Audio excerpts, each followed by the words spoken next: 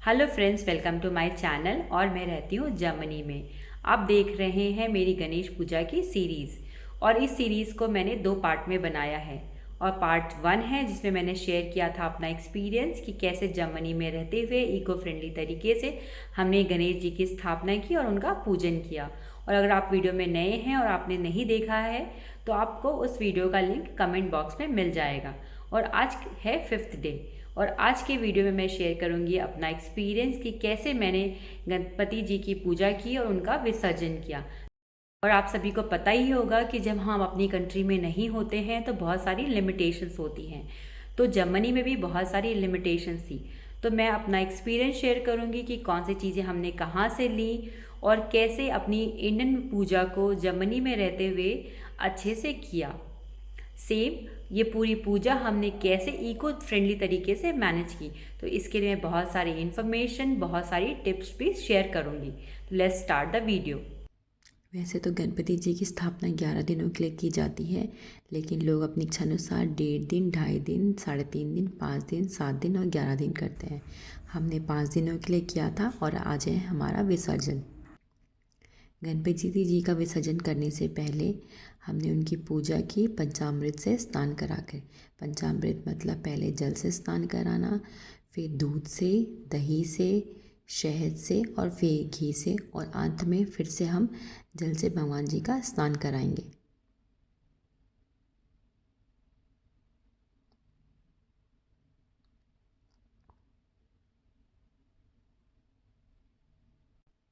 अब पंचामृत से स्नान हो जाने के बाद सबसे आखिर में हम जल से भगवान जी का स्नान कराएंगे और साथ में कलश का भी करेंगे।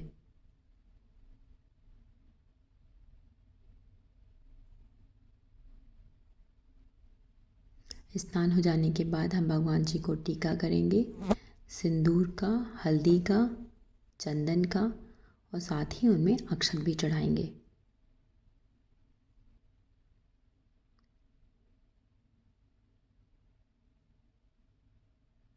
वैसे तो मैं पूजा में एक्सपर्ट नहीं हूँ।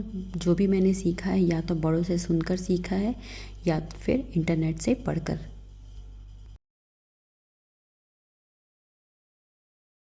और इसके साथ ही जो कलश हमने रखा था उनमें भी हम सिंदूर का, हल्दी का, चंदन का और अक्षत चढ़ाएंगे।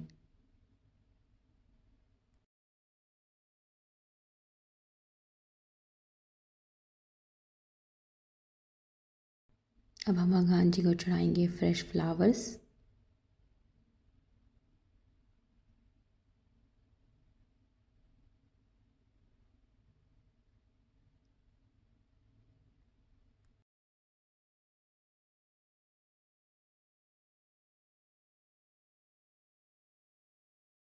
और इसके बाद चढ़ाएंगे दूध, जो भगवान जी का सबसे फेवरेट है।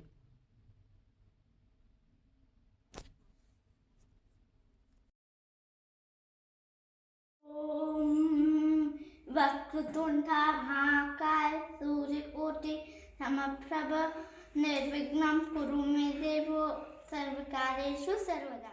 अब हम भगवान जी का भोग लगाएंगे। भोग में आप फल, फ्रूट्स, मिठाई और ड्राई फ्रूट कुछ भी चढ़ा सकते हैं, लेकिन हम ये मानते हैं कि भगवान जी आज हमारे घर से विदा ले रहे हैं, और क्योंकि वो हमारे गेस्ट के रूप में हमारे घर पे आए थे तो इसलिए हम उन्हें स्पेशल खाना भी खिलाते हैं, जिसमें कि मैंने चढ़ाया था पूड़ी, सब्जी, मिठाई और गाजर का हलवा।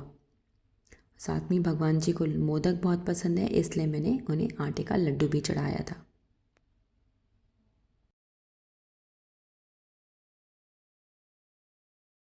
अब हम भगवान जी की आरती करेंगे।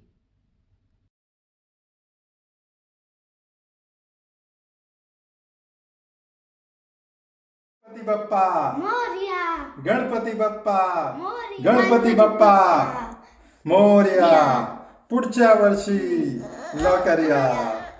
और हमारी ये मान्यता होती है कि जब भगवान जी हमारे घर से विदा ले रहे हों तो उनका एक हाथ से एक कान बंद करके दूसरे कान में जो भी आप अपनी विश मांगेंगे वो विश पूरी हो जाएगी। गणपति बाप्पा और हम भगवान जी को अपने सिंहासन से हिला रहे हैं, मीन्स उनका पोजीशन थोड़ा सा चेंज कर देंगे, क्योंकि तुरंत ही विसर्जन नहीं होता है, तो पहले हम उन्हें दूसरी जगह पर स्थापित करेंगे। अब हम तैयारी करें भगवान जी के विसर्जन की। विसर्जन के लिए हमने पहले तो अपने स्थान से हिला दिया था, फिर हम एक ऊपर जगह पे रखते हैं और उनकी विदाई की तैयारी करते हैं। विदाई के लिए ये माना जाता है कि वो हमारे घर से विदा हो रहे हैं और उनको कैलाश लोक तक पहुंचने में टाइम लगेगा, तो उन्हें रास्ते में भूख ना लगे, इसलिए उनके साथ हम उनका खाना, कुछ पैसे और कपड़े साथ में बांध देते हैं। ये सिर्फ एक मान्यता है, तो हम मान्यता को पूरा करने के लिए हमने भी पूड़ी में के साथ जो भी हमने भोग चढ़ाया था उनके साथ बांध दिया, फ्रूट चढ़ा दिया, चन्नामृत पिला दिया उनको, क्योंकि दही पिलाना सफ़र से पहले अच्छा होता है। और जो साथ में सुपारी है वह एज अ रिद्धि सिद्धि उनके साथ जाती है, तो ये भी हम उनके साथ रख देते हैं। अब हमारे भगवान जी रेडी हो गए जाने के लिए। अब जाते समय, विदाई करते समय उन्हें फिर से हमने दुर्वा चढ़ा दी और कुछ पैसे भी साथ में रख दिए। पुढच्या वर्षी गणपति बप्पा, पुढच्या वर्षी। आपने इंडिया में देखा ही होगा कि जब हम गणपति जी का विसर्जन करते हैं तो उनसे पहले हम उनसे पूरे मोहल्ले में घुमाते हैं, लेकिन क्योंकि हम मोहल्ले में तो घुमा नहीं सकते, इसलिए हमने उन्हें अपने घर में ही घुमा दिया। अब हम घर के गार्डन में ही उनका विसर्जन करेंगे। विसर्जन करने से पहले भी हमने विसर्जन करने के स्थान पे गणपति जी को एक टेबल पे रखा और उनकी फिर से पूजा अर्चना की। मोरया, गणपति बप्पा, मोरया, पुढच्या वर्षी लवकर या। इस तरह हमने अपने गणपति जी की पूजा की और अब उनके विसर्जन का टाइम हो गया गणपति है। बप्पा मोरया, गणपति बप्पा मोरया, पुढच्या वर्षी लवकर या। गणपति बप्पा मोरया।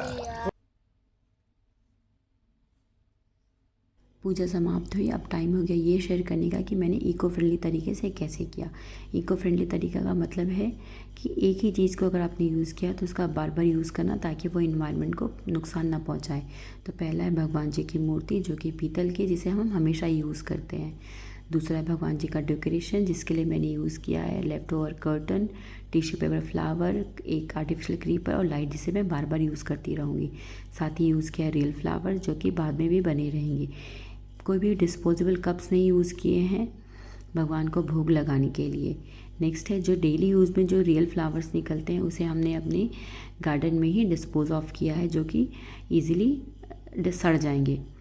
तीसरा है जब भगवान जी को हमने विसर्जन किया तो जिसका जो वाटर उसे अपने ही गार्डन के पौधों में डाल दिया। इस तरीके से हमने कोशिश की कि भगवान की पूजा हो जाए बिना इन्वायरमेंट को नुकसान पहुंचाए। और जिन भी चीज़ों का इस्तेमाल मैंने किया है वो आपको इजीली जर्मन स्टोर में या इंडियन स्टोर में जर्मनी में मिल जाएंगी। तो इस तरह बिना परेशान हुए आप भी अपनी पूजा जर्मनी में अच्छे से कर सकते हैं।